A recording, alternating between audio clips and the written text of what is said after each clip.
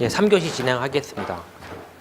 3교시는 피레기에 대한 내용하고 변압기에 가깝게 설치에 대한 이론적 근거를 얘기하려는데 전기 응용에서 이번에 나왔어요. 전기 응용 어떻게 나왔냐면 변압기에 가깝게 설치해야 되는 이유 10점짜리 나왔어요. 그러니까 요즘은 응용, 안전, 건축전기, 발생발전 이런 내용들이 일부 막 중점부터 나오고 있습니다. 자, 피레기에 갖춰야 될 조건에 대한 거는 일단 개요 쓰시고 피레기에 대한 주요 특성 있잖아요. 피레기 특성. 피레기나 SA나 SPD나 원리는 딱 하나밖에 없어요.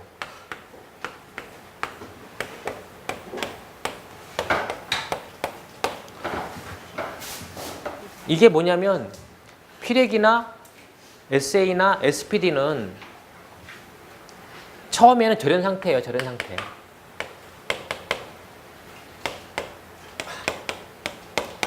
절연 상태. 그 다음에 어떠한 이상 전류가 들어왔어. 그러면 절연 상태가 도통이 되겠죠. 빨리 대주를 방류해야 되니까. 빠른 시간에. 그 다음에 계속 유지하면 얘는 지락이에요, 지락. 그러니까 속류가 흐르거든요, 속류. 이거를 신속하게 차단해야 되니까 역할 끝났으면 빨리 절연 상태를 유지해라. 이게 LA나 SA나 SPD나 같다는 거예요, 이게. 이거 보시면 신속하게 방전해야죠. 도통해갖고. 그 다음에 신속하게 속류, 지락을 빨리 차단해서 절연 상태로 회복하라는 거죠. 이게 피레기의 기능이에요. 단지 여기에 용량별로, 구조별로 좀 틀린 것 뿐이지 기본적인 이제 동작 특성은 이겁니다. 그 피레기에 대한 종류는 밸브형, 밸브 저항형이 있고 갭 저항형 이런 것도 있습니다. 그리고 그 탄화 규소하고 산화 아연, 요거는 이제 요즘 많이 쓰죠. 갭레스형으로 해서. 그래서 주로 이제 갭레스형, 산화 아연 소자에 대한 특성을 이렇게 좀 구분하고 있다. 갭이 없기 때문에 그 구조 간단하고 동작 특성 좋지만 단지 여기는 그 열폭주라는 그런 문제가 좀 있다라는 거죠. 이 정도까지는 공부하셨던 분들은 다 쓰세요. 그리고 이 두 개 종류에 대해서 어떤 그 특성을 좀 비교를 하고 그 다음에 이 피레기가 얘기하는 전격 사항도 있어요. 전격 전화, 뭐 공칭 방정 전류 이런 것들을 어떻게 구분하는지. 그리고 공칭 전류 10카, 5카, 2.5카가 있는데 이것도 이제 적용 장소에 따라서 어떻게 하는지 이렇게 피레기에 대한 거를 구분하고 그 다음에 이제 피레기를 왜 변압기에 가깝게 설치를 해야 되는지 이론적 배경은 그림 있나? 그림 없네. 자, 일단 피레기 설치 장소에 대한 부분은 발변 요소 인해 유출구 있죠. 그리고 가공으로 받는 변압기 고압이나 특고압층 그리고 수용 장소에 가공으로 받는 경우 또 하나가 가공과 주중이 교차되는 부분. 결론적으로 뭐냐면 임피던스 변화가 큰 장소에 피레기를 설치합니다. 그 피레기 위치에 따른 전압을 보면 교재에는 이제 그림이 나와 있어요. 회로가 나와 있는데 그냥 이렇게 보시면 돼요. 선로가 있어. 여기에 이제 TR 있다는 거죠. 위에 그리고 피레기가 있어. 접질했겠죠. 자, 개통이 이제 있죠. 뇌서지가 들어왔어, 이렇게. 이만큼 튀었겠죠, 이렇게. 그래서 신속하게 얘를 빠져나가. 그 다음에 얘는 조금 들어가겠죠, 그래도. 여기 TR이 있으니까. 근데 여기에 피레기의 제1 보호 대상은 전력용 변압기예요. 변압기가 개통에서 가장 중요하기 때문에. 그러면 피레기를 변압기에 가장 가깝게 설치를 해야 되는데 이론적 근거가 뭐냐? 요거. 여기서 키를 뭐가 갖고 있냐면 키는 얘만 갖고 있는 거예요. 요거 S. 변압기에 걸린 이상전압은 거리에 비례한다는 거죠. 거리에. 그래서 거리가 피뢰기하고 거리가 가까우면 가까울수록 변압기에 걸리는 이상 전압은 작아지고 거리가 멀면 멀수록 변압기에 걸린 이상 전압은 커집니다. 그래서 가능한 20m 이내에 피뢰기를 설치하라고 해요. 그래서 그 관계식이 바로 이거. 이게 생각이 안 나면 이것도 관계없다는 거죠. 피뢰기에 대한 그 설치 거리와 요 거리, 요 거리, 이 S가 변압기의 이상 전압 발생하고에 대한 관계가 비례 관계다라는 거죠. 그래서 저희가 보면 피뢰기와 내선 규정에 보면 이렇게 나와 있어요. 일반적으로 선로전압 저희 투투나인하고 154, 345 있지 않습니까? 그래서 투투나인 쪽에는 기본적으로 20m를 유지하라. 예자수는 2개, 3개. 요거는 이제 그 BRA니까. 이거 BR은 SA를 설치하는 타당성에서 이거 계산을 하거든요. 그건 뭐 여기 나오지 않습니까? 154 같은 경우에는 보세요. BR이 높기 때문에 그나마 거리가 좀 멀어돼. 그리고 3사 같은 경우는 더 높잖아요, BR이. 그래서 거리가 좀 더 멀어진다는 거죠. 그만큼 뇌충격에 내성을 갖고 있다. 이게 이제 그 피뢰기하고 그 피보호기기, 변압기와에 대한 이격거리가 어느 정도 유지가 되느냐. 그리고 또 하나 참고를 한다 그러면 피뢰기에 대한 접지선. 피뢰기가 빨리 대지로 이상전류를 방류시켜야 되니까 이거에 대한 접지선은 요거 많이 보셨죠?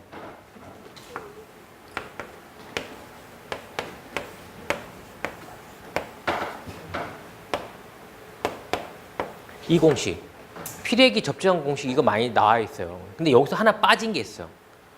요번에 이제 건축전기에서 나왔어요. 기준 용량 520 MVA를 주어지고 이때에 대한 피뢰기 접지선을 나동선일 때, 또 하나 GV 전선일 때에 따라서 어떻게 바뀌는지 접지선 굵기를 정하라고 나와 있어요. 근데 여기서 282는 이건 나동선 기준이에요. 나동선. 피복이 없는 노치겠죠. 나동선. 근데 만약에 GV 전선을 쓰게 되면 절연 전선이기 때문에 이 수치는 143으로 바뀌어요. 근데 일반적인 교재에서는 이렇게만 나와 있어요. 여기 멘트를 안 해줘. 나동선일 경우라는 멘트는 안 해줘요. 제가 얼마 전에 또 본 교재에서는 이게 176을 해놓고 얘가 나동선이다. 이렇게 그 제시하는 교재도 제가 본 것 같아요. 근데 어쨌든 중요한 건 나동선과 절연전선에 대한 그 같은 지락전류가 흘렀을 때, 이상전류가 흘렀을 때 도체에 대한 굵기 산정은 다르다라는 거죠. 피복 전선을 두 배로 보면 되네요. 143이니까. 네, 그 정도. 네. 네. 결국 뭐냐면 이 수치 값이 바뀌기 때문에 절연전선일수록 더 두꺼워진다는 거죠. 굵기가. 두 번째 문제, 감전사고 발생 형태하고 이거를 감전회로로 그려서 설명을 하라고 돼 있어요. 아까 응용이 똑같이 나왔습니다. 그래요? 보호기 변압기에 설치할 경우 가까이에 설치한 이유에 대해서 설명할 때 똑같이 나왔어요. 그러니까 응용에서는 요것만 물어본 거예요. 그리고 전기안전에서는 요거 플러스 이거에 대한 피뢰기 전반적으로 물어본 거고. 네. 감전회를 그려서 설명을 하라고 했어요. 그래서 자, 이거에 대한 걸 설명하자면 어쨌든 감전에 대한 위험성을 해야죠. 25점짜리이기 때문에 논술을 해야 되지 않습니까? 이 큰 제목을 잘 보셔야 돼요. 큰 제목을. 자, 전기 감전 위험성과 감전재의 특징이 뭐냐? 일단. 그리고 감전재에 대한 발생 형태가 어떻게 되는 거냐? 자, 이 형태 보니까 충전부에 직접 닿았어. 아니면 어떤 그 지락 상태에서 돼 있는 기기에 접촉이 됐어. 그 공기 절연 파괴로 인해서 어떤 그 감전 또는 화상을 입었다. 낙뢰로해서 어떤 과도한 전기 에너지 때문에 어떤 그런 문제, 이런 것들이 이제 감전재해에 대한 발생 형태를 볼 수 있다. 자, 세 번째, 감전 사고의 발생 형태를 그림으로 그리라 했어요. 그림으로. 여기서 이제 그림을 바로 그리고 설명을 해도 좋지만 한 번 더 생각해서 중제목 한번 가자니. 중제목. 직접 접촉했을 때, 간접 접촉했을 때, 아니면 어떤 그 높은 전압에 유도장애 있을 때, 이렇게 세 개를 딱 구분했을 때, 첫 번째 직접 접촉. 춘전부에 직접 접촉이 됐어요. 직접 접촉이 돼갖고 나를 통해서 회로가 형성이 됐어. 그런 경우. 아니면 사람 자체가 양간 선로에 단락을 일으켰어. 이렇게 두 손 다 잡았고. 이런 경우. 지난번에 저 수업 받으신 분 중에 안전공단에 근무하신 분 계시거든요. 그래서 감전사고 때문에 이제 그 사례가 이 사례에 있었어요. 근데 그 사례가 실제로 동영상을 보니까 진짜 이건 그렇더라고요. 그래서 이게 남의 일이 아니구나. 이렇게 해서. 자, 직접 접촉은 이런 게 있어요. 간접 접촉은 뭐겠어요? 지락된 어떤 문제가 된 기기에 사람이 접촉한 거예요. 문제가 된 기기에 사람을 닿아서 사람을 통해서 절로 흘러나가는 거예요. 이게 이제 간접 접촉. 그리고 고전압 선로, 금방 고전압 선로에서 어떤 절연 파괴를 인해 갖고 사람을 통해서 그 회로가 형성되거나, 아니면 이런 전자파를 영향 범위 내에서 재수없게 내가 도체를 붙잡고 있었어. 하다 보니까 이렇게 해서 그 회로가 형성이 돼서 감전이 되는, 이런 것들이 이제 보통 5가지를 구분하는데 일반적인 교재에서는 2개, 3개밖에 안 나와요, 사실은요. 자, 감전 형태에 대해서 그림까지 그려서 설명을 했어요. 문제는 이걸 물어봤으니까. 근데 여기서 끝내면 안 된다는 거죠. 문제가 생겼어. 그럼 대책을 세워야지, 대책을. 자, 기본적인 대책이 뭐냐? 충전보 절연시켜서 하는 게 있죠. 그리고 감전재해를 방지하기 위해서 예방 원칙은 또 뭐가 있겠냐. 그리고 기본적으로 이제 그 전체로 봤을 때 전기에 대한, 특히 감전에 대한 예방 대책은 뭐 충전보 노출 금지, 그 절연 상태 철저히 관리해야죠. 절연 보고 사용해야지. 이런 것들이 이제 대책입니다. 그래서 문제점만 나열하면 끝나는 게 아니라, 문제가 그걸 원했다고 해서 그것만 끝나는 게 아니라, 문제점을 제시하게 되면요, 반드시 대책을 제시해야 돼요. 그래서 대책을 요구하거나 아니면 문제를 요구하는 답안이 나오게 되면, 특히 25점짜리는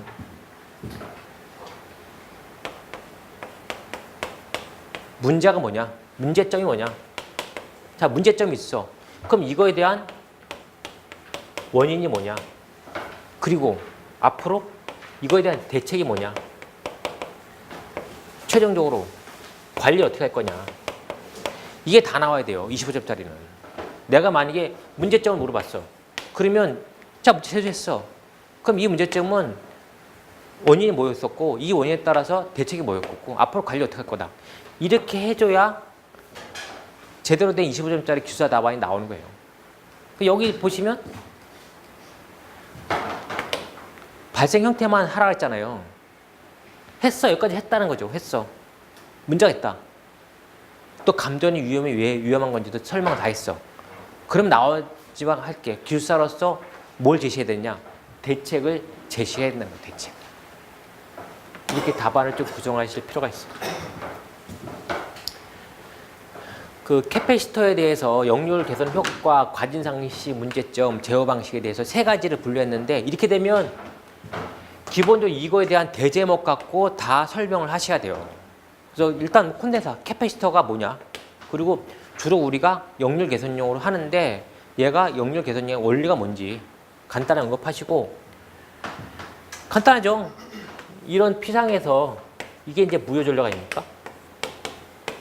여기서 얘를 줄이는 거예요. 줄여. 무효 전력 줄여서 유효 전력을 그냥 유지하는 상태에서 피상 전력, 전기 설비 용량에 대한 여유분을 갖고자 하는 겁니다. 그래서 요거를 줄이기 위해서 콘덴사를 어떤 용량을 설치해야 되는 건지 이렇게 이제 계산식으로 이제 설명을 하고, 그 다음에 여기서 물어본 거 역률 개선 효과. 선로의 손실이 경감이 되죠. 그리고 변압기의 손실, 무여분이 줄었기 때문에, 그리고 전압강에 대한 부분도 줄고, 그리고 개통 용량, 무여분이 줄었으니까 단지 피상이 줄었으니까 줄은 만큼 나머지 원래 피상 전력 갖고 유여분을 늘릴 수 있으니까 개통의 용량이 증가가 되는 겁니다. 그리고 또 하나, 전기요금 경감. 사실 이거는 좀 메리트가 없어요. 과거에는 90%에서 1% 증가할 때마다 기본요금 1% 해줬잖아요. 근데 이 소식에 100으로 되어 있는 거 맞을 거예요. 100으로 되어 있는 거죠. 그런데 지금은 바뀌었잖아요. 1% 역률 개선 시마다 기본요금 0.5%씩 했다가 이것도 다시 0.2% 내려왔어요. 그래서 95% 개선하게 되면 기본요금 1% 해줘요. 1%. 그래서 이 분모의 값이 과거에 100이 있던 이유는 뭐냐면 이 조건. 근데 지금은 0.2%이기 때문에 이 수치가 500으로 바뀌는 거예요. 그래서 전력요금에 대한 기본요금 경감이 조금 줄었죠. 엄격 체계하면 500% 줄은 거예요. 솔직히 얘기해서. 이게 이제 역률 개선했을 때 효과가 이러고 있고, 진상을 오버했어. 과진상. 마이너스 역률이 딱 걸리게 되면 페란티 현상으로 인해서 전압에 대한 모선 전압이 상승하게 되고, 이 상승하다 보니까 전력 손실 증가, 고조파 왜곡이 증대, 그리고 회전기의 자기회전 현상. 이건 뭐냐면 콘덴사를 투입한 상태에서 전동기가 만약에 정지하게 되면, 특히 야간에 그러면 과진상이 걸려갖고 그 전동기 쪽으로 과전압이 들어가요. 과전. 그리고 이제 콘덴사 개폐 시에는 그 방전 전류 때문에 그 전동기가 바로 정지하지 않고 어느 정도 계속 고속 회전하다가 정지하는 그런 현상입니다. 콘덴서 제어 방식의 종류. 여기서 이렇게 콘덴사를 넣고 제어하는 방식을 제시할 수도 있고,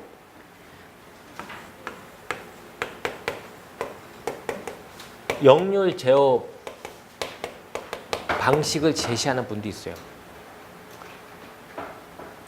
근데 여기서 물어본 건 콘덴사 제어 방식이라 했으니까, 콘덴사는 뭐 특정 부하에 관련된 거, 프로그램, 무료 전류, 그리고 모선 전압에 따라서 그 부하 전류, 그리고 역률에 따라서 제어하는 방식이 이제 콘덴사 갖고 제어하는 방식에 대한 종류고,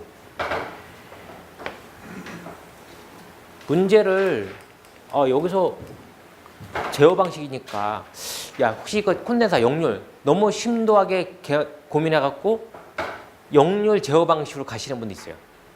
제어 방식 할 때 이거는 우리 수동으로 콘덴사 조정하는 게 있고,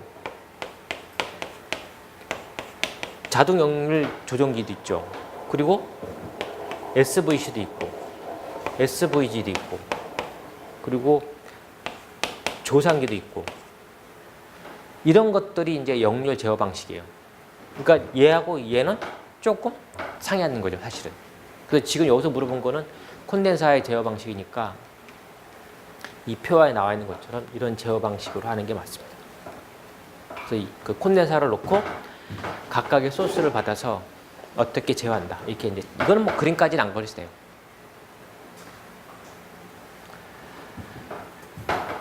그 MOF 사고 원인과 전격 과전류 강도, 이거 설명인데, MOF는 기본적으로 전력요금을 산정하기 위해서 전력량 산정용 아닙니까? 여기에 PT하고 CT가 있어요. 이 속에. 그래서 변성기에 대한 정의, MOF의 정의가 뭐냐? 그리고 자, MOF의 사고 원인을 저는 이제 세 가지로 분리를 했어요. 세 가지로. 제작 시에 대한 문제, 사용상의 문제, 그리고 설치 장소에 대한 문제로 불러봤어요. 이건 이제 교재에 있는 게 아니라 제가 보니까 사고 원인을 따지다 보니까 이렇게 제시했어요. 그리고 2010년도인가? 그 무렵에 MOF 소선 원인에 대한 논문을 발표한 게 있어요. 제가 그 검색하다 보니까 그 발표 자료가 있더라고요. 근데 거기서 이렇게 나오지 않았어요. 이거에 대한 내용은 그때 당시 발표했던 논문 그거하고 MOF를 만든 회사에서 제시하는 원인 그리고 이거를 실질적으로 운영했던 그런 쪽하고 다 조합을 한 거예요, 사실은. 이게 좀 답안이 좀 어려워졌죠, 사실. 제작 시의 문제, MOF, 층간 단락, 건성가는 단락, 저렴 분량, 과도한 부담 이렇게 해서 MOF 소선될 가능성이 있다. 또한 사용상의 문제, PT, CT가 있다 그랬죠. PT 안에 있는 개용면 PT가 2차 측 단락했다거나 아니면 변류기 2차 측이 개방이 됐다거나 이런 문제. 그리고 활선 상태에서 작업을 하다 보니까 어떤 감전이나 장비에 대한 소선에 대한 문제가 있고 회로 전압과 전격 전류를 부적합하게 했었어. 만약 예를 들어서 PT가 13200에 110을 쓰고 CT 비율을 75대 5를 써야 되는데 15대 5를 썼어. 이런 식으로 이제 부적합하게 썼다거나 아니면 그 연결 부위 단자에 대한 소선이나 접속부 이런 것들에 의해서 화재 원인, 발열을 위해서 화재 원인이 될 수 있다. 또 설치 장소에 대한 문제. 근데 평범하게 생각하는 거예요. 너무 주변이 너무 춥거나 덥거나 그리고 습도가 너무 높아서 결로가 생긴다거나 주변에 뭐 부식성 가스, 뭐 염해 이런 게 있나? 아니면 진동, 충격 이런 것들에 인해서 MOF가 소선될 수 있다. 전혀 틀리게 볼 수는 없잖아요. 그래도 그나마 제작상에 대한 문제, 사용상의 문제, 설치 장소에 대한 문제를 구분해서 하다 보니까 이렇게 내용이 되는 거죠. 그리고 MOF의 상태를 점검해야 되는데 이거를 그냥 맨날 눈으로 볼 거냐. 그게 아니라 조금 구분해서 우리가 일반적인 점검, 유입형은 유액이 있나 없나 그런 것들, 접지장 가끔씩 정전 시에는 접지장 우리 DC 1000V짜리 저로 연결을 해서 접지장에 대한 것도 한번 확인해 보고 이런 것들이 이제 일반적인 이제 MOF 점검을 할 수 있는 그런 거죠. 소선의 원인을 제시했지만 이 원인에 대한 거를 사전에 밝히기 위해서 이런 점검을 좀 해야 될 필요가 있습니다. 그리고 과전류 강도. 과전류 강도는 그렇지 않습니까? 1차 본선에 큰 전류가 있을 때 견딜 수 있는 내성이에요. 과전류 관류. 그래서 이거에 대한 표시 방법은 40, 75, 150, 300으로 구분하는데 이거는 1차 전격 전류의 몇 배를 하는 거냐 이거에 대한 게 있고요. 과전류 강도는 열적과 기계적으로 구분합니다. 기계적 강도는 열적 강도의 2.5배 정도로 하고 있고요. 그리고 이 부분 배전 계통하고 CT에 대한 그 과전류 강도에 대한 이거는 배전 계통, 변전소하고 거리가 가깝거나 CT 비율이 적을 때에는 상대적으로 과전류 강도가 크다라는 거죠. 그리고 거리가 멀거나 CT 비율이 커지면 과전류 강도는 좀 작아된다. 이렇게 해서 이제 이거는 배전 계통하고 그 거리별, CT 그 배율별로 해서 과전류 강도 선정을 이렇게 한다. 그리고 마지막에 결론을 내시면 될 것 같아요. 다섯 번째 문제 있습니다. 그 정전 작업할 때 사업주가 취해야 될 조치사항. 여기서 이제 이 사업주 얘기 나오면 그럼 사업주, 사장이 뭐해? 대표자가 뭐 할 거야? 여기서 물어보는 사업주가 해야 될 거는요. 모든 작업은 사업주가 하는 거예요. 사업주가 하는데 작업자는 사업주가 해야 될 거를 대신 위임받아서 하는 거예요. 그러니까 이거를 작업자로 보시면 돼요. 작업자. 여기 적혀 있는 거는 보건 기준에 있는 내용을 제가 정리한 거예요. 그래서 이거를 참고적으로 보건 기준을 내용 쭉 보시면 사업주는 뭐 해라 이렇게 돼 있어요. 근데 사업주가 다 할 수 없잖아. 그러니까 자기의 역할을 사람을 고용을 해서 내가 해야 될 일을 위임을 해주는 거예요. 위임. 그래서 개요에 대한 걸 아까 설명하시고 자 작업 준비에 대한 부분 이거에 대해서 작업 계획을 수립해야죠. 작업을 하려면 계획을 수립해야죠. 다 사업주가 해야 되는 거라는 거죠. 작업 전에 했던 준비해야 될 사항, 목적과 작업 내용 이런 것들 작업자에 대한 기능 정도, 그리고 안전수칙 여부, 그리고 중요 작업 시에 작업 책임자 아니면 감시자 배치를 사업주가 하는 건데 단지 위임을 받은 사람이 대신 역할을 하는 거예요. 그 전기 작업자의 제한, 사업주는 딱 나와요. 법에 보면 사업주는 이렇게 하래요. 쭉 하고 그 마지막에 어떤 유가격자가 작업을 수행하도록 해야 된다. 그거를 사업주가 하라는 거예요. 그런데 사업주가 다 못하니 내에 대한 직무를 위임받은 사람이 대신한다. 단지 모든 책임은 사업주한테 간다는 거죠.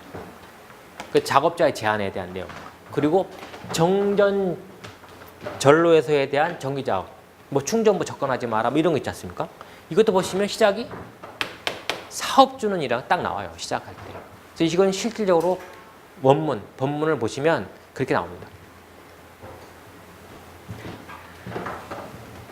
또 이게 그 항상 뭐 시작할 때 사업주는, 그런데 여기서 이거를 너무 복잡해.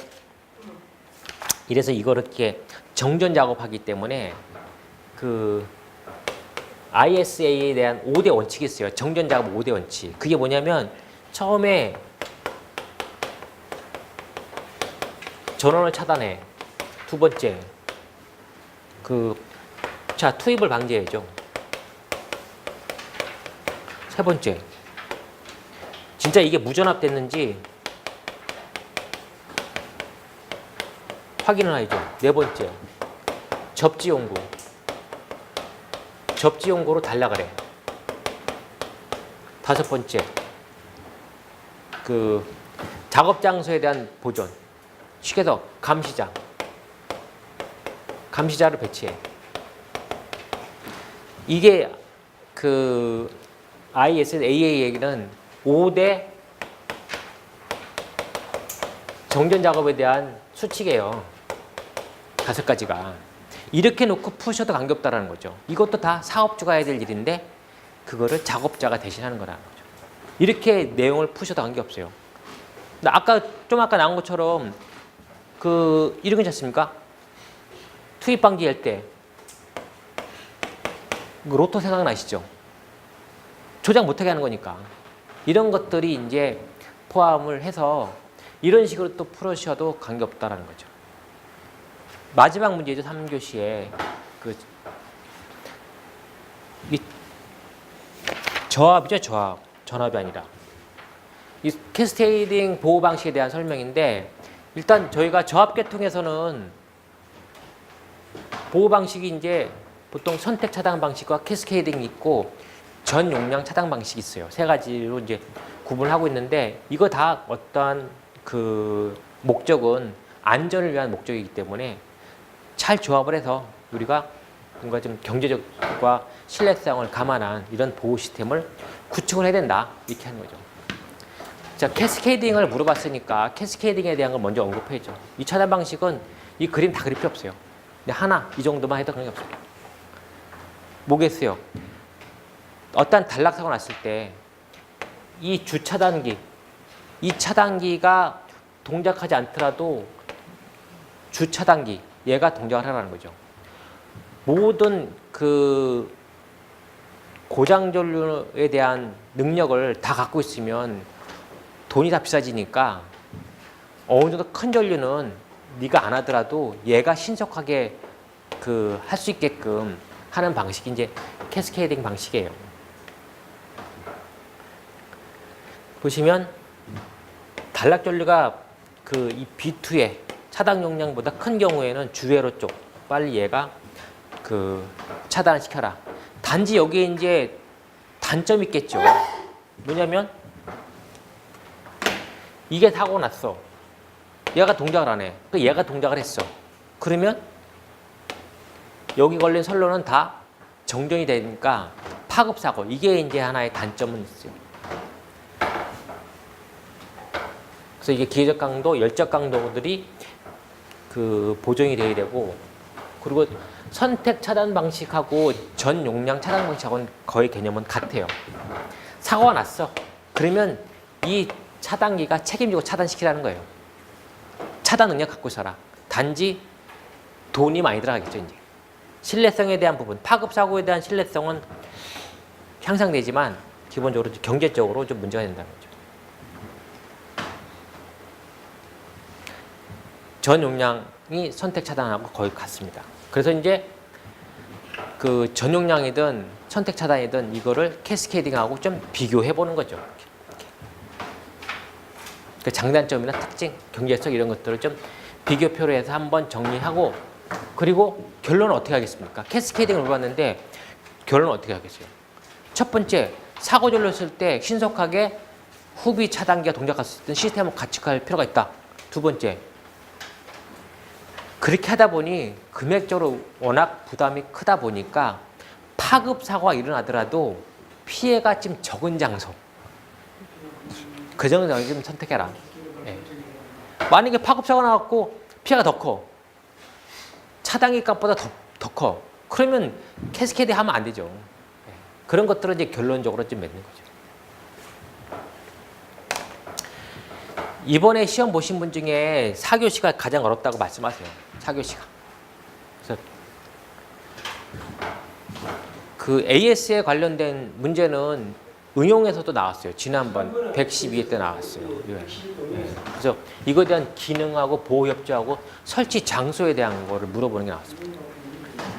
자, 여기서 개요에 대한 걸 해야죠. AS가 보통 300km 이상, 1000km 이하에서 많이 써요. 구분 차단 계획입니다. 이 기능은 선로 구분에 대한 기능을 갖고 있어요. 그리고 개통하고의 리클로저하고 상호 협조에 대한 것도 갖고 있습니다. 또 이거에 대한 정격은 공짜라 22,900일 때, 뭐 정격자 25.8 이런 것들이 있고 최소 동작 전류에 대한 정격이 있습니다. 그리고 보호 협조는 배전 계통의 리클로저와 협조하는 게 있고 변전소 차단기 협조하는 게 있어요. 똑같아요. 그거는 왜냐하면 사고 났 그림 없는데 자 사고 났어. 그러면 리클로저나 이런 것들 먼저 동작하고 어느 정도 시간 후에 AS가 정전이구나 사고구나 내려줘야 다시 한전계통의 사고에 대한 회로는 차단하고 간다는 거죠. 나머지 그게 협조사항이고 설치 장소는 요거는 이제 변전 계통에서는 4000kV 이하 분기점 또는 수용가 인입구에 설치를 하고 있고요. 배전 계통에서는 300 초과에서 1000 이하에서 이제 약신 수전 절벽 사용을 하고 있습니다. 그리고 300 이하에서는 그 인터랩터 스위치를 설치할 수도 있고 그리고 뭐 파워프시 대신에 COAS를 설치할 수도 있습니다. 그런데 여기 설치 사례는 그냥 교재로 좀 참고해 주시면 좋을 것 같아요. 그래서 인입점에 MOF 전단에 보면 그 메인 차단기 대신에 AS를 설치하는데 여기에 그 설치 사례하고 이제 딱 끝나잖아요. AS를 많이 취급해 보신 분은 아실 거예요. AS는 문제가 있다는 거죠. 자, 여기서 얘기하는 기능, 보호협조, 장소까지 다 해줬어. 그리고 설치에 대한 사례까지 했어. 근데 문제가 있어요, AS. 이거는 일단 밀폐형이고 유입형이기 때문에 첫째, 문제가 뭐냐? 내부 관찰이 안 돼요. 두 번째, 이 AS는 외부에서만 온오프를 확인할 수 있기 때문에 이 온오프는 외부에서 확인하는 거지 진짜 이게 내부에서 몰라요. 근데 AS가 극강 간격이 한 이거밖에 안 돼요. 5cm 정도밖에. 네, 얼마 안 돼요. 그렇기 때문에 떨어졌는데 되게 떨어진 건지 외부에서는 분명히 떨어졌어. 근데 내부에서는 접촉자하고 아직 붙어 있을 수 있다는 거죠. 그 또 하나 뭐냐? 내부 확인이 안 되다 보니까 오일을 바꿀 수도 없어. 그리고 이게 5개 많이 쓰잖아요. 5개. 이다 보니까 이제 우리가 이제 겉에서만 확인한다는 거죠. 그리고 또 하나 동작실은 제어 에러가 있어요. 제어 에러. 여기 배터리로 동작하거든요. 근데 배터리를 교체를 해야 되는데 가끔 교체 시에 얘가 동작하는 경우가 있어요. 그러니까 관리하시는 분이 교체를 해야 되는데 손을 못 대는 거야. 혹시 트랩 되면 안 되니까. 그래서 이런 문제를 갖고 있어요. 때문에 이런 문제 때문에 나온 게 이거예요. 에어 인슐레이션, 노출형, 개방형 이게 나와 있어요. 그래서 AS에 대한 건 설정도 나와 있지만 마지막엔 이게 사례상 AS에 이런 문제가 있기 때문에 이제는 꼭 AIS 이거 나와 있기 때문에 여기다 문제 수명이 신뢰성 이런 것들이 좀 강화된 제품이 필요하다라는 것도 한번 언급해 줄 필요가 있다는 거죠. 이러면 채점하는 분이 뭐 AS에 대한 뭐 기본적으로 다 아는데 이거에 대한 문제까지 알고 있고 이거에 대한 어떠한 대안까지 제시해 주는구나. 이러면 답안지 색깔이 바뀌어요. 색깔이. 전력계통 지략전력 검출 방식 일단 이거 개요하고 이런 부분이 있고 자 보호 방식의 잔류열 방식 잘 아시죠? CT 3개하고 하는 거 그리고 그 3차 영상 분석회로 좀 그 전류가 용량이 클 때 CT에 대한 비율이 300대 5 이상 넘어갈 때는 하는 방법 그리고 중성점에 CT를 달아서 지략 전류를 갖다가 검출하는 방법이 있고 그리고 그 저항 접지 계통에서는 고저항 저저항으로 좀 구분해서 하고 있고요. 또 비접지 계통 방식에서는 이렇게 OCR 2개 갖고 단락에 대한 부분 그리고 영상 전압을 검출해서 영상에서 그 지략에 대한 부분을 검출하는 방법과 그리고 JCT와 DGR을 그 조합을 해서 하는 영상 전류 검출 방식이 있습니다. 그리고 영상 그 전류와 영상 전압을 동시에 검출하는 방식이 있고 그리고 이게 이제 일반적인 거 있고 그리고 저압회로에서의 지략 보호 방식은 보호 접지를 한다거나 아니면 그 누전 차단기, 누전 경보기, 절연 변압기 그리고 이것도 있죠. 접지형 콘덴서하고 그 누전 차단기하고 겸용해서 하는 비접지 방식의 이런 것도 있습니다.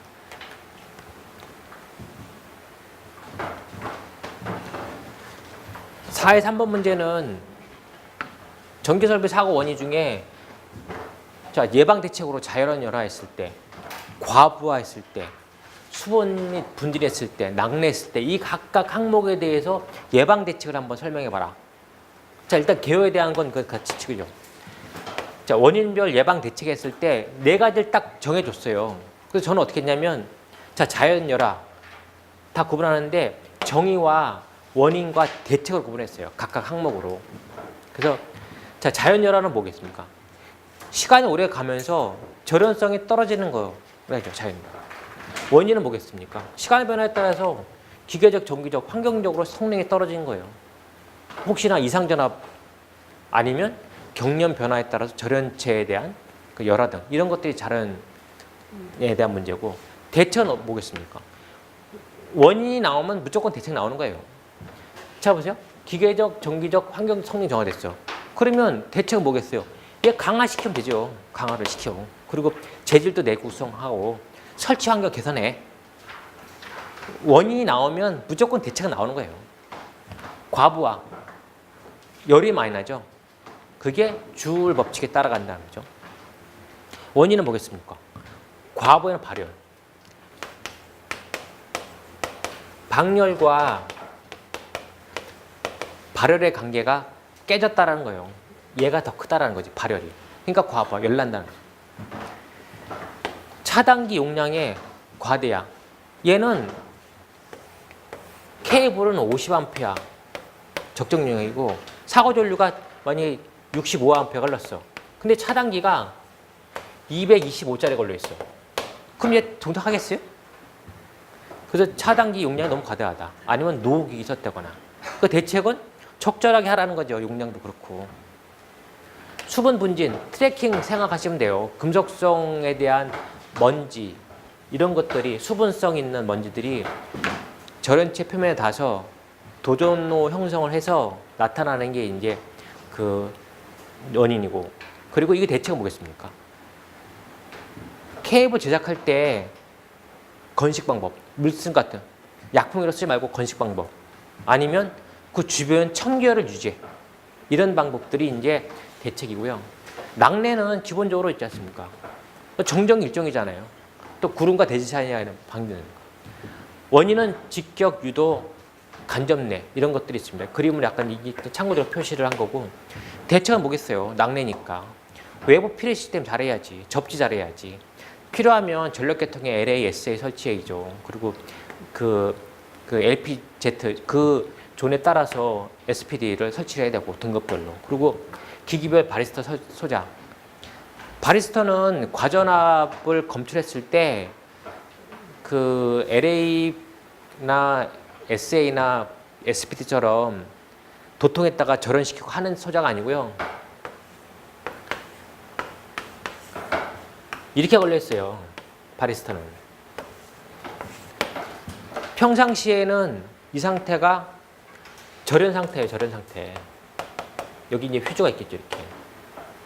이상점이 딱 들어오잖아요. 그럼 얘가 도통이 돼요. 이렇게 돌아가거든요. 이렇게. 그러면 어떻게 되겠어요? 이게 휴지가 단선되는 거예요. 바리스타는. 그러니까 조금 그 내용이 조금 다르지만 전체적으로 본다 그러면 이 서지나 이상전압에 대한 거는 외부는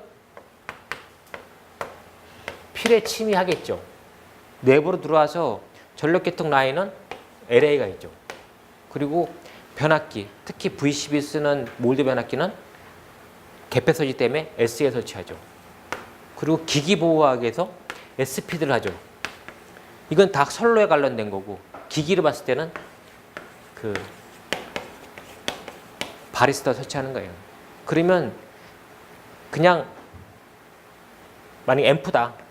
우리가 방송 앰프다. 얘 보면 얘는 낙뢰나 이런 그 메시지에 대한 그거를 보호받는 게 많다라는 거죠. 바리스타 받았지. 그 SPD 받지. 아니요? SE? 아니면 LA? 아니면 피레치? 이것도 안 돼? 그럼 맞아야지. 결국 뭐냐? 내부에 가면 갈수록 보호를 계속 받고 있다는 거죠, 사실은. 그래서 이거를 따로따로 보지 마시고 그냥 하나로 쭉 보시는 거예요. 아, 이게 그 낙뢰에 대한 그런 것들이 이렇게까지 가는구나, 이렇게. 단지 설치 장소나 이런 것들이 좀 틀린 것뿐이죠, 용도하고. 비전리성 전자파에 대한 영향. 이거는 사실은 모 출판사의 책자에 나와 있어요. 이렇게 나와 있는데 이 네 가지에 대한 거. 사실 이거 문제를 선택 거의 안 하셨을 거예요. 자, 이선 답안은 큰 제본 제목을 우선 비전리성이라고 했어. 그러면 전리성과 비전리성이 어떤 건지 정의를 해줘야죠. 이게 어떤 건지. 비전리성이 파장이 짧아요. 전리성은 높고. 이렇게 되는 거예요. 전자파의 종류가 뭐가 있냐. 여기서 각 주파수별로 있지만 여기서 물어본 건 자외선, 가시광선, 적외선, 마이크로파예요. 물어본 건. 이게 비전리성. 여기부터는 전리성이에요. 전리성. 그래서 문제에서는 비전리성의 4개의 파에 대한 영향을 물어봤지만 답안 쓸 때는 전리가 뭔지 비전리가 뭔지 그리고 전자파의 종류가 어떻게 구분되는 건지 이렇게 한번 구조까지 왔어요. 오고 이제 답을 해야지. 자외선에 대한 열. 뭐 피부에 대한 문제 있죠. 자외선이니까. 눈에 대한 거. 차에서 햇빛이에요. 생각하세요. 햇빛. 전신. 가시광선. 이런 영향을 받았다는 거죠. 적외선. 적외선 좀 파장이 짧죠. 이게 문제가 홍반, 혈관이 확장된다는 그런 문제가 있는 것 같아요. 그리고 마이크로파. 이거는 이제 열작용이니까 눈에 대한 그런 작용이 있습니다. 그 중추신경에 대한 것도 있고 또 혈액에 대한 이런 문제가 있어요. 근데 이 내용들을 우리가 무슨 의학 고시도 아닌데 이거 어떻게 했어요? 그래서 기본적으로 그냥 이거는 그냥 참고 다시는 나올 것 같지는 않아요, 사실은. 그래서 이제 이런 문제가 있다라는 거죠. 이렇게 해서 마지막 정리는 이제 대책을 한번 해야죠. 또 대책을 하지 않아도 앞에서 물어봤던 4가지에 대한 큰 제목에 대한 답은 다 돼 있어요. 추가적으로 내가 비전리성, 전리성에 대한 정의도 해줬고 전체 전자파에 대한 구분까지 해줬어. 그러면은 뭐 충분한 답은 됐을 거라 봅니다. 전자파 간섭과 노이즈에 대한 이거에 대한 어떻게 접지 시스템을 구축하면 좋겠냐. 일단 전자파 정의를 해야죠. 전자파. 뭐 자개와 전개가 90도 각도로 해서 교분해서 하는 전자파 이렇게 전자파를 그 설명을 하시는 방법도 있고 또 하나는 뭐냐면 맥스웰 방정식 갖고 하시는 분도 있어요. 맥스웰 방정식에 대한 이게 전자파에 대한 성립을 하는 이런 걸 설명하는 거니까. 그리고 그 전자파에 대한 부분은 EMC는 EMI하고 EMS를 구분하고 있다. 각각에 대한 특성이 이렇고 이 각각에 대한 또 노이즈 이런 노이즈들이 어떠한 특징을 갖고 있는지 그리고 전자파 영향이 사실 생체에 대한 부분 전자기기에 대한 부분 이런 것들이 있다는 거죠. 그리고 이거에 대한 대책이 있죠. 뭐 차폐, 뭐 필터, 노이즈 필터 설치하는 거, 뭐 흡수하는 거, 접지하는 거 등등 있습니다. 그리고 이제 여기서 물어봤던 자 이거를 하기 위해서 어떻게 접지 시스템을 구축할 거냐. 일반적인 접지 생각하시면 돼요. 토지 이런 환경에 대해서 고려해라. 그리고 계절 온도 이런 쪽도 고려하고 그리고 노이즈 제거를 하기 위한 그런 시스템을 고려해라. 그리고 재질 구조나 접지, 또 시공, 가능 면적 이런 것까지 다 감안해서 접지 시스템을 구축해라. 이렇게 해서 이제 전체적으로 그 약 12가지에 대한 부분들은 정리를 했는데 여기서 다 쓸 수가 없지 않습니까? 없다 보니까 여기서 접지라는 개념만 생각하시고 효율적으로 어떻게 접지를 할 것이냐 이렇게 해서 서술을 하셔도 방향에서는 크게 벗어나지 않을 것 같아요. 이번 113의 마지막 문제입니다. 전력용 캐파시터의 점검 방법을 나왔어요.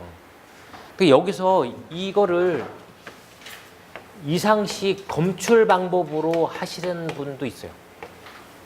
그러니까 뭐 MVS, NCS, 뭐 오픈 델타 방법 이런 것들이 있는데 제가 보면 이건 아닌 것 같아요.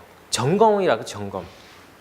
그래서 이거는 개요하고 이제 캐파시터는 사실은 두 가지 목적이잖아요. 역류 개선도 있고 전압 보상에 대한 것도 있고 두 가지 목적. 점검 방법을 요구했기 때문에 하나 더 생각해서 야 그러면 이거 설치할 때 좀 뭔가를 주의해야 되는 거냐. 점검을 하긴 하는 이유는 뭐겠어요. 이상 유무를 판단하는 건데 처음부터 설치할 때 좀 주의해야 될 필요가 있다. 그래서 이제 콘덴사 설치 시에 주의사항을 한번 언급을 했어요. 여기서 무조건 뭐 좋은 장소에 설치하자는 거죠. 그 다음에 이 캐패시티 점검 방법을 저는 이제 검출 방법이 아니라 점검이라 했기 때문에 아 이거 일상적으로 하는 방법 또 정기적으로 하는 방법 이렇게 구분했어요. 그리고 이거를 되도록이면 콘덴사를 만드는 회사 그리고 수전 설비를 관리하는 입장 이 입장을 놓고 일상적으로 점검하는 거와 정기 점검 정전했을 때 점검하는 방법을 구분했습니다. 그래서 정기 점검 정전했을 때 방법 이거는 이제 정전 용량 절연 저항 보호장치 동작 차단기 그 동작 시험 이런 것들에 대한 항목을 놓고 하는데 여기서 중요한 거는 이 내용도 내용이지만 여기 표의 내용이 중요해요. 표의 목적. 점검 방법이야. 어떤 항목을 어떤 방법으로 점검해서 어떻게 판정할 거고 이거 이상현상이 어떻게 나타나니 어떻게 조치할 거냐 이게 중요해요. 사실은. 이 내용은 사실은 조금 틀리고 부족해도 관계없지만 내가 점검을 하는 목적이니까 이런 내용들이 있어야 된다는 거죠. 나머지는 좀 부실해도. 그래서 제가 봤을 때는 이 표에서는 저 표에 대한 타이틀이 중요해요. 점검이기 때문에. 그리고 같은 방법으로 보세요. 일상점검. 일상점검은 맨날 보는 거예요. 누유 상태, 눈으로 보는 거니까. 뭐 케이스 팽창, 이게 가장 크죠. 사실 콘덴서는 배부르는 거. 그리고 케이블 접수 상태, 열화상 카메라로 볼 수 있죠. 이건. 그리고 회로 전압계 갖고 전압이 제대로 걸려있나? 그리고 소음. 야 이상한 어제는 괜찮았는데 오늘 이상하네. 그리고 온도 갖고 온도 상승 여부.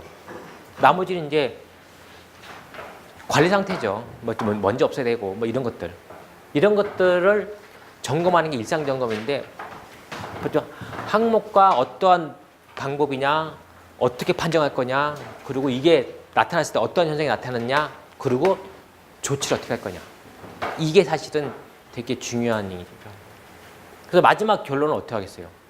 점검을 하는 목적은 우리가 그 콘덴사가 항상 정상적인 상태로 유지를 하는 게 목적이기 때문에 결론이 그거죠. 첫째, 점검을 좀 철저하고 계획적으로 한다는 거죠. 그리고 가능한 과학적으로 하야 돼요. 과학적으로. 과학적인 게 뭐겠어요? 데이터 아니면 계측기가 하자는 거죠. 점검 자체를. 그 두 번째, 맨날 가서 볼 수가 없잖아요. 자, 원격으로 할 수 없냐? 원격 관리. 원격 관리 필요한 게 뭐가 있어요? 가장 큰 거. 센서 같은 게 필요하다는 거죠. 원격으로. 내가 가지 않아도 보고할 수 있는 거. 현재. 전기 PM 일단 정해서 그 주기에 어떤 걸 할 건지를 명확하게 하고 이거에 대해서 조치할 수 있게끔. 그리고 네 번째, 이상시에 마지막이죠. 이상시에 어떠한 이렇게 조치를 할 거냐. 당장 조치가 안 되니 이상시 발견되면 어떠한 비상 연락망 루트를 통해서 어떤 식으로 조치를 할 건지에 대한 걸 한번. 여기서 가장 중요한 건 핵심이죠. 이거. 안전에 주의해라. 특히 뭐 안전? 전기 안전에 주의하라는 거죠. 그래서 말씀드렸지만 전기안전 기술사 하는 목적은 인적, 물적 피해를 예방하는 거예요. 그게 피해가 없으면 할 이유가 없는 거 사실은. 그래서 답안에는 항상 그런 거. 인적, 물적, 재산 보호라는 그 색깔에 들어가 있어야 돼요. 그것도 특히 전기에 관련된 그 안전이니까. 안전 가장 대상이 저거네. 사람, 감전 안 된다는 거죠. 그게 이제 색깔이 이제 묻어나야 된다는 거죠. 내가 시험 보는 목적은 합격을 하려는 목적이야. 합격을 왜 하겠어요? 내가 그 분야 전문가로 하려 하는 거야. 그러니 내가 기본적인 마인드가 있다라는 거죠. 그런 걸 좀 해주고 또 면접 보실 때도 전기 안전에 대한 상당한 투철 사명감을 갖고 있구나라는 거를 제시해주면 면접관이 뭐라 하겠어요? 안 돼. 너무 지나치죠. 안 돼. 그러지 않거든요. 그래서 전기 안전을 하는 목적은 인적, 물적, 재산 보호라는 거죠. 혹시라도 요 내용 아니더라도 혹시 그 공부하시다가 의문사항 계시면 연락을 해주시면 학원으로 연락해 주시면 저희가 신속하게 답을 드리도록 하겠습니다. 그리고 저희는 이제 다음 주 토요일 날 그 26일 날 기본반하고 연구반이 동시에 이제 개강이 되니까요. 하여튼 참고로 하시면 될 것 같습니다.